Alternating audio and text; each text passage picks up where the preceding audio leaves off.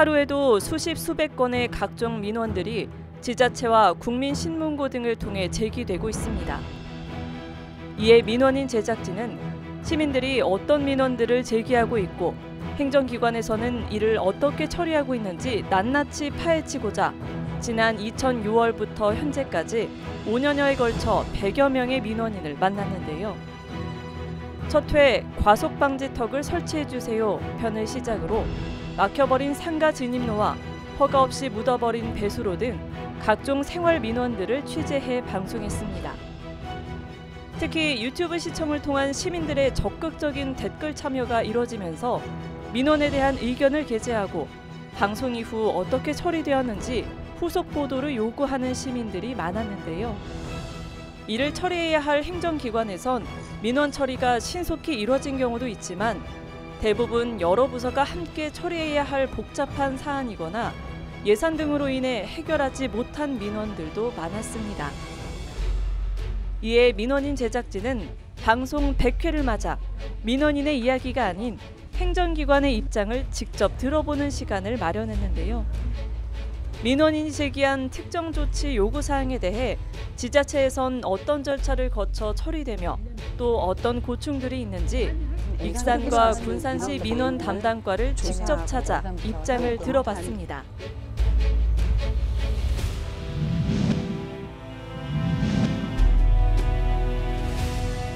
민원이 이렇게 접수가 되면 어떤 처리 절차를 거치나요? 저희가 민원이 접수되면 우선 민원 내용을 확인한 다음에 처리부서로 이관하고 있어요.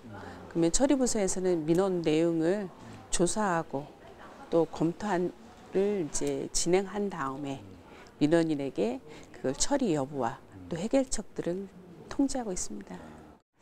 일단은 제 경험으로 미쳐보면 현장에 가서 민원인과 얘기를 들어보면 현장에 답이 있더라고요. 그러면 저희가 민원인한테 최대한 얘기를 경청을 하고 민원인은 또 불만사항이 현장 가면 더 많이 나와요. 일단 듣고 저희가 최대한 해줄 수 있게끔 노력하거든요.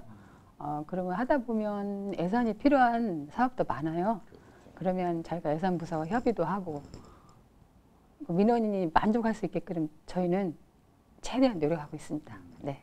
우선 저희가 유기한 민원에 대해서는 민원인한테 처리 부서하고 처리 기한을 안내한 다음에 처리 부서에게는 그 민원 처리가 지연되지 않도록 저희가 민원 처리 일수를 계속적으로 예고를 해서 신속하게 민원이 처리될 수 있도록 독려하고 있습니다. 대부분의 민원은 그렇지 않아요. 하지만 간혹 가다가 진짜 화가 많이 나가지고 저희한테 전화를 해가지고 막 다짜고짜 욕을 하거나 그다음에 또 폭언 그리고 저희가 민원을 일을 할 수 없게끔 계속 전화를 잡고 있어요. 자기 얘기만 들어달라고. 그런 경우에는 저희가 되게 마음의 상처를 많이 받거든요. 민원이 들어오는 거 보면 이제 개인 간의 관계에서 일어나는 사건이나 또 다른 기관에서 처리해야 할 사건이 저희한테 접수된 경우 저희가 민원을 처리하지 못하고 민원인한테 이제 안내를 하다 보면 이 군산시청에서 모든 것이 처리되는 줄 알고 막 불만이 크게 제기되고 있고요. 또 민원이 접수됐더라도 민원 처리 결과가 민원인이 만족하지 못하면 반복적으로 또는 뭐 단체로 접수를 해서 민원 처리 담당 공무원이 업무가 과중돼서 그 외의 일을 처리하는데 어려움을 겪고 있다고 알고 있습니다. 특히 욕하시는 분, 저희 시장님이 항상 강조하시는 말씀이 민원인한테 친절하고 적극 행정으로 해갖고 시민 불편을 최소화하라고 하시거든요. 거기에 맞게 저희가 진짜 많이 노력하고 있어요. 민원이 접수되면 내용에 따라 각 부서로 이관되고 민원인에게 최대 14일 이내 결과를 통보하게 되어 있는데요. 하지만 각각의 민원 처리 시 개인 간 벌어지는 분쟁이나 관련 타기관으로 이관할 경우 불만을 토로하는 일들이 많고 만족스러운 처리가 이루어지지 않을 경우 반복적으로 민원을 제기하면서 업무 과중으로 인한 어려움을 호소하고 있는데요. 여기에 악성 민원으로 인한 외상 후 스트레스 장애를 겪고 있는 공무원들도 적지 않다고 합니다. 모 행정복지센터에서 민원 신청자 내방한 민원인께서 민원 처리 과정에서 욕설하고 폭언을 하고 주먹으로 책상을 내리치는 등 행동을 해서 담당자가 위협감을 느꼈고, 또한 그 함께 방문한 다른 민원인들이 위협감을 느껴서 자리를 피한 사건이 있었습니다. 저희 또 다른 사례 보면 네. 그때 진짜 신청한 민원이 원하는 대로 처리가 안 된다고 흉기를 가지고 찾아와 갖고 그 직원이 화를 입을 만한 상황이 됐었는데, 미리 인지해서 그게 현지 신고하고, 그래서 그분이 그 상처를 받지는 않았지만 그 사건으로 외상 스트레스를 걷고 또 업무에 복귀하는데 시간이 좀 시일이 많이 걸렸습니다. 최근에 그 허가 문제로 본인의 요구대로 되지 않는다고 해서 해당가를 찾아와서 수년간, 예, 거의 한 뭐 본인 말로는 그래요. 100회 정도 그 과를 찾아봤다고. 찾아와서 담당 공무원한테 소리 지르고 윽박 지르고 협박하고, 계속 하루에도 뭐 여러 번 전화해서 다른 업무를 할 수 없게끔, 심지어는 우리 공무원을 폭행을 한 사건이 발생했거든요.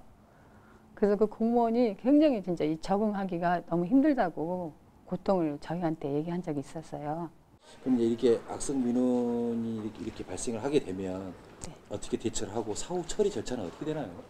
저희 군산시는 악성 민원 전담 대응반을 구성하고 있고요.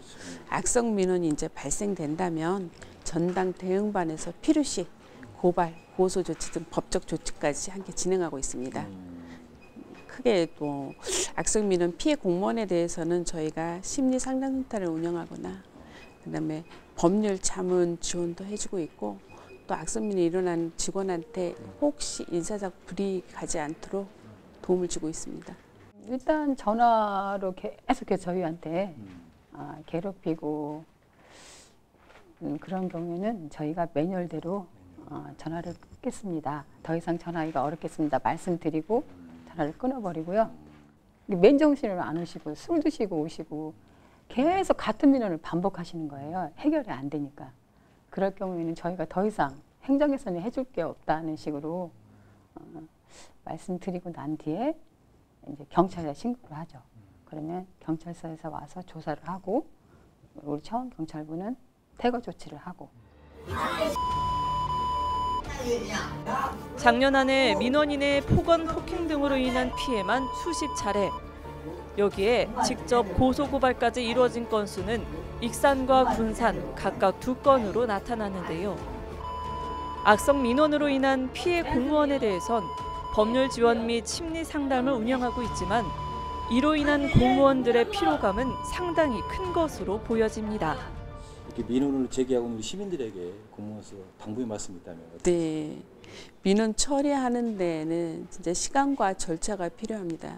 저희가 이렇게 보면 그 해결이 딱 하나면 1 더하기 1이면 2가 되는 게 아니고, 어떤 업무면 어떤 부서다 딱 되는 것이 아니고 그거에 한계가 있기 때문에 또 조율할 때도 힘들고, 공직자니까 다 처리해 나가고 있는 것 같은데, 민원인들이 아까 같이 좀 이해를 해주시고, 그게 내가 만족한, 내가 원하는 답변과 해결책이 아니더라도 좀 더 마음에 안 들었으면 화보다는 또 다른 의견을 제시해줘서 저희가 또 생각해서 다시 한번 처리할 수 있도록 기회를 주시고 그랬으면 좋겠는데, 그런 과정이 거치는 거잖아요. 근데 너무 화를 내시고 그러다 보면 담당 공무원도 경직되고 또 공직에서 일하는 그 자존감이 많이 깎아지는 것 같으니까, 마음에 안 드시면 또 다른 의견을 좋은 마음으로 좀 기다려 주시면서 제시해 주셨으면 좋겠습니다.